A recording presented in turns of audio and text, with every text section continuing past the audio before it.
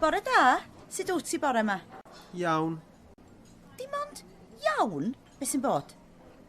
Mae Jack wedi cael tocyn i fi fynd i weld y gêm rygbi nos Sadwrn. Tocyn VIP ydi o. Byddwn ni'n eistedd mewn bocs ac yn cael bwyd a diod am ddim.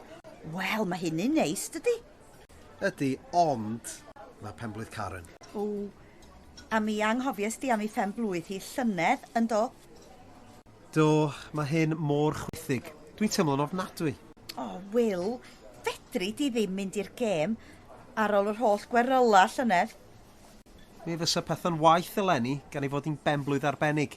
Mi fydd hi'n 40 oed. A ro'n i wedi addo mynd â hi'r sosban air. Y sosban air?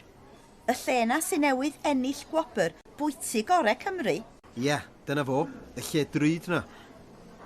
Fedre ti fynd â hi yno nos Wener yn lle nos Sadwrn ac yn neud y ddau beth? Na, yn anffodus. Mae Karen yn gweithio nos Wener. Fasa Jack yn gallu cael tocyn i Karen hefyd? Fedre hi fynd efo chi? Paid â siarad lol. Ti'n gwybod bod yn gas gyda hi rygbi? Pêl droed ydi gêm hi. O ia, wrth gwrs. Wel, os am dewis felly. Ond mae'n gyfle gwych. Gêm rygbi fawr a bwyd a diod am ddim.